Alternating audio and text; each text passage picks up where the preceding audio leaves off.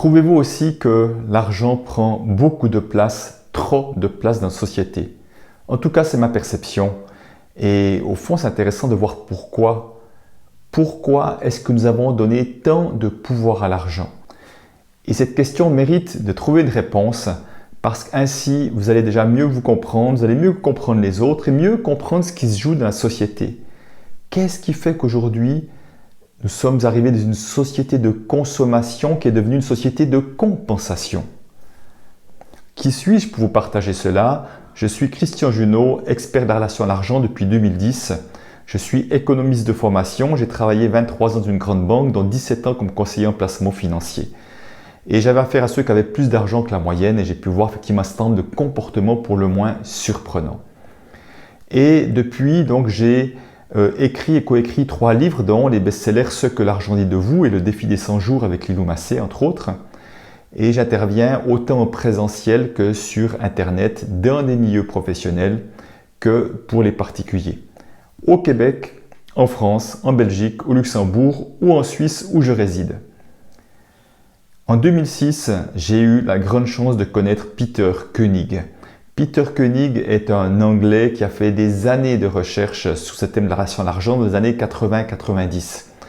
Et il voulait comprendre qu'est-ce qui se jouait sur les questions d'argent, qu'est-ce qui se jouait dans ce système économique entre la réalité et ce qu'on nous disait.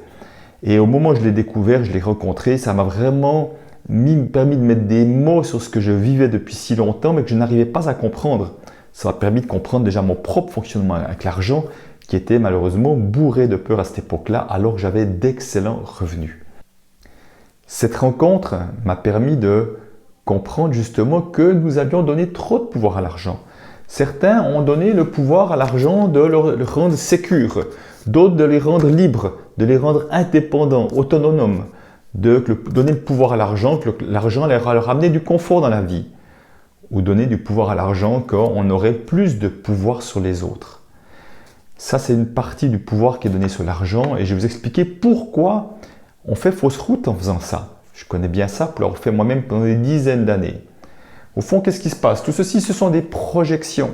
Si je projette ma sécurité sur l'argent, à un moment donné, je ne vois plus que ma projection. Je ne vois plus que la sécurité quand je vois de l'argent et je ne vois plus l'argent. Et au fond, qu'est-ce que j'ai fait? J'ai couru après l'argent alors qu'au fond, c'était après ma sécurité que je courais. J'essayais d'être plus sécure en moi et je courais là alors que le problème était là. Autrement dit, je manquais d'estime de moi, je manquais de confiance en moi dans ma capacité à faire face aux événements de la vie.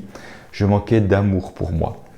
Et depuis, j'ai commencé à comprendre que mes clients, même millionnaires, n'avaient pas assez d'argent pour être sécures parce qu'on cherche quelque chose à l'extérieur, que le problème est intérieur. Donc là, vraiment, c'est important de se rendre compte que c'est une fausse route que nous prenons et que nous avons donné une partie de notre pouvoir à l'extérieur sur l'argent en l'occurrence, ça aurait pu être sur son chef, son partenaire de vie, sur le gouvernement, sur les scientifiques.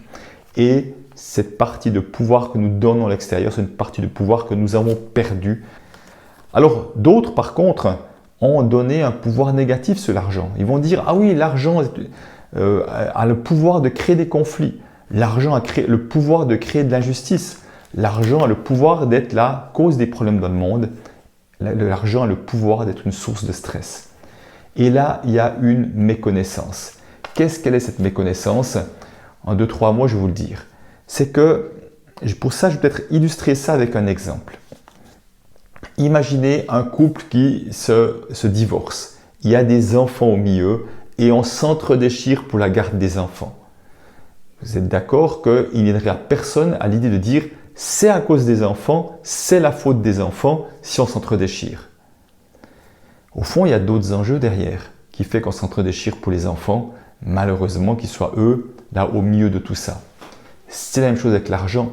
Si on rentre en conflit pour des histoires d'argent, l'argent, encore une fois, n'est que la partie visible, mais il y a autre chose qui se cache. Ce sont des conflits pour l'argent. Est-ce qu'on est en train de régler des comptes affectifs? Est-ce qu'on est en train de régler des souffrances qu'on a eues et qu'on veut faire payer à l'autre le prix en essayant de lui extorquer un maximum d'argent? Est-ce qu'au fond, en essayant d'avoir un maximum d'argent, c'est du pouvoir, c'est de la liberté, c'est de la sécurité qu'on cherche à travers l'argent? Donc vous voyez, l'argent n'est pas le problème, il y a toujours quelque chose d'autre à aller comprendre derrière. Qu'est-ce qui fait qu'on se bagarre pour de l'argent? Et c'est important de prendre conscience de ça. Pourquoi? Parce que je vois tellement d'entrepreneurs avec cœur qui investissent, qui s'engagent sur des projets qui ont du sens, et parce qu'ils ont une perception négative de l'argent, qui voient l'argent comme quelque chose de mal, presque de maléfique, au fond ils galèrent financièrement.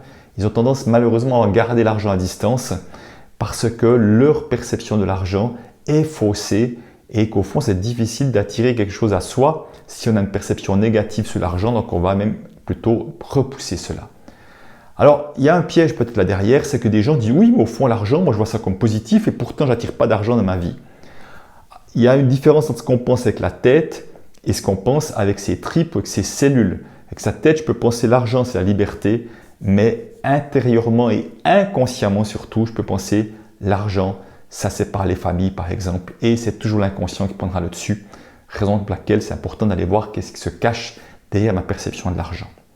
Donc l'argent n'est plus perçu pour ce qu'il est, ce à quoi il sert, et les comportements sont très irrationnels. Comme je l'ai dit, comment est-ce qu'on peut avoir peur de manquer quand on est millionnaire, multimillionnaire? J'ai vu ça plein de fois. Ou pour des personnes qui sont dans des situations financières compliquées, ils ne vont jamais voir leur compte. Alors que c'est eux qui devraient savoir exactement où ils en sont pour prendre les meilleures décisions.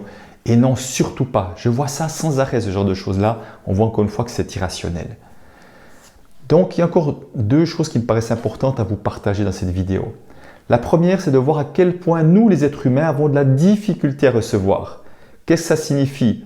L'image qui m'est venue un jour, c'est comme si nous avions un récipient plus ou moins gros pour chacun, qui est notre capacité à recevoir et à recevoir tous les cadeaux de la vie dans lesquels j'inclus l'argent, mais c'est largement plus que de l'argent. Ça peut être de l'amour, de la qualité de relation, des compliments, de la gratitude, des choses comme ça. Et au fond, plus mon récipient est petit, plus dès que je reçois un petit peu, c'est rempli et c'est comme si je n'acceptais pas de recevoir plus. Alors que la vie est bien plus généreuse que ça, elle est prête à m'en amener plus. C'est comme si, imaginons qu'on tourne un robinet, on fait couler de l'eau dans mon récipient. Une fois que le récipient est plein, ça continue à couler et au fond, ça passe par-dessus. Je ne peux plus recevoir parce que j'ai atteint ma capacité à recevoir. Donc, plus nous allons agrandir notre récipient, plus nous recevrons de cadeaux de la vie et plus nous en recevons, plus nous pourrons les faire circuler, plus nous pourrons donner à l'extérieur. Donc, qu'est-ce qui fait qu'on se limite à ne pas recevoir plus, à penser que nous ne méritons pas plus que ça? Ça vaut vraiment la peine d'aller voir ce qu'il y a derrière parce que la vie, encore une fois, est bien plus généreuse, sans fin, sans limite, que ce que beaucoup d'entre nous sommes prêts à recevoir. Et en lien avec ça, je vois à quel point nous avons des plafonds de verre. Autrement dit, c'est comme des autorisations inconscientes que nous donnons à gagner un certain niveau d'argent, mais pas plus. Ce qui fait qu'on va se saboter chaque fois qu'on pourrait gagner plus. Avoir peut-être un certain niveau de fortune sous forme d'épargne et autres, mais pas plus. Et là aussi, on va se saboter par exemple.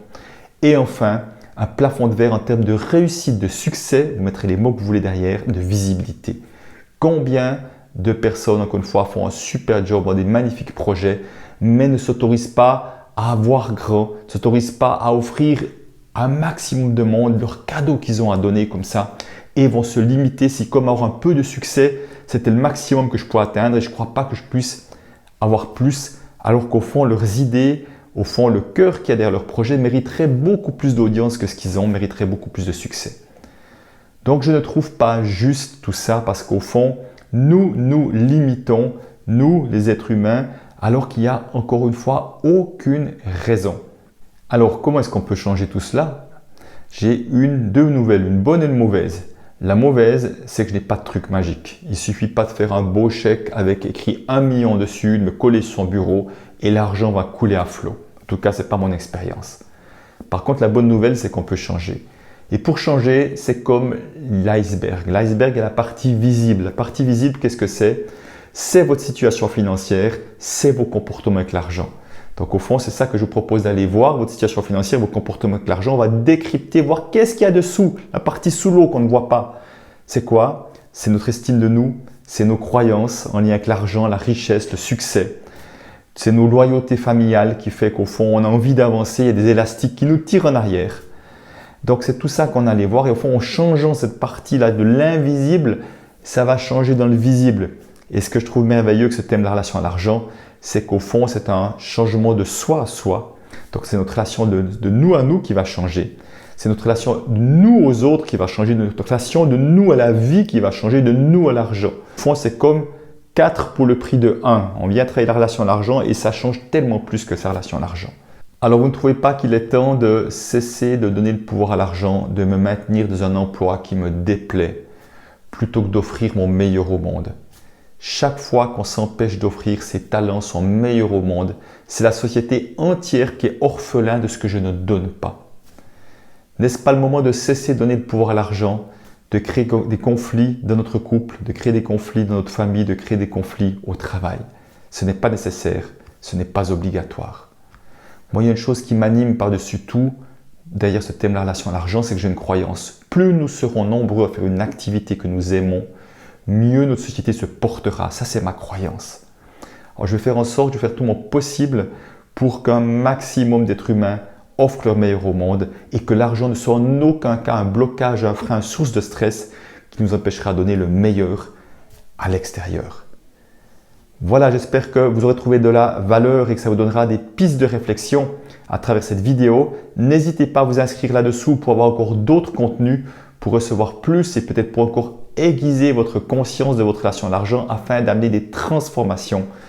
Et ça sera absolument nécessaire afin que nous donnions moins de pouvoir à l'argent et que nous puissions nous reconnecter à ce pouvoir-là intérieurement que nous avons donné par erreur à l'extérieur. Voilà, je vous dis à bientôt. Au revoir.